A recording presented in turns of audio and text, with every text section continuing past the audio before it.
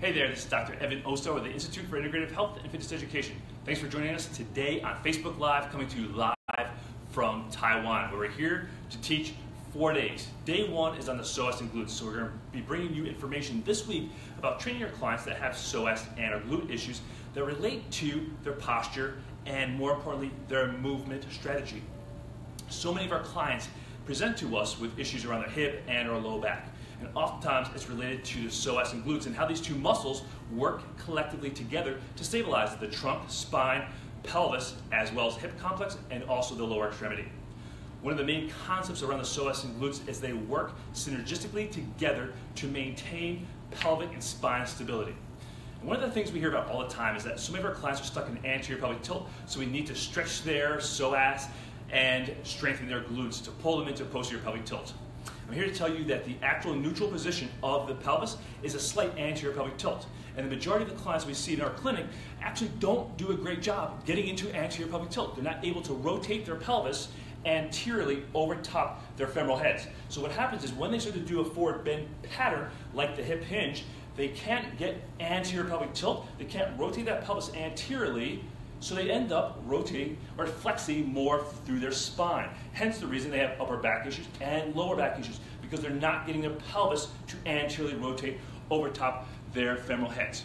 So one of the assessments we do with our clients is to have them do a forward bend test to see how well they bend through their pelvis and mostly flex and rotate that pelvis anteriorly over top the femoral heads. So we just have our clients stand, long spine position, feet together, and just slide their hands down the front of their legs and see where do they move primarily from. So we want to see that they flex the spine, but then also are able to anteriorly rotate the pelvis, so we know that they can anteriorly rotate the pelvis. Because ultimately, the ability to anteriorly rotate the pelvis sets them up for doing deadlift patterns, dumbbell rows, ultimately their squat patterns. Squat patterns is the ability to anteriorly rotate the pelvis over top the femoral heads. Your lunges, so stepping forward into a lunge, you must get anterior pelvic tilt. So we want our clients to get anterior pelvic tilt and be able to maintain this position through a lot of their functional patterns.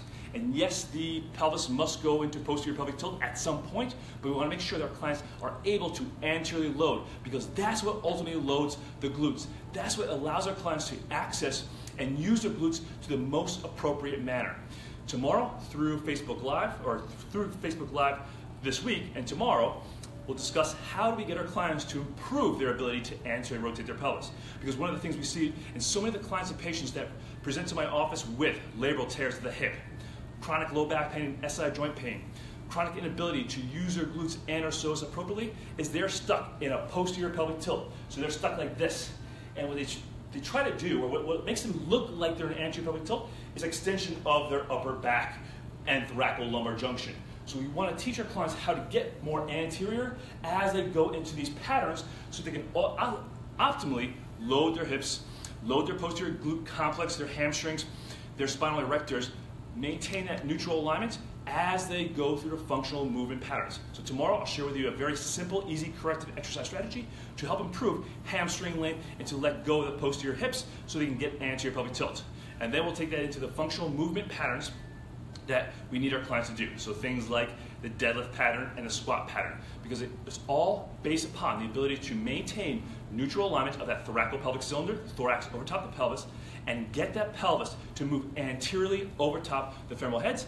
And then your clients have less stress upon their low back. They're able to load their posterior hip complex, use their glute appropriately, maintain psoas, optimal length of the psoas, stabilize the spine, the pelvis, hip complex, and even take a lot of pressure out of their knees. So, thanks for watching.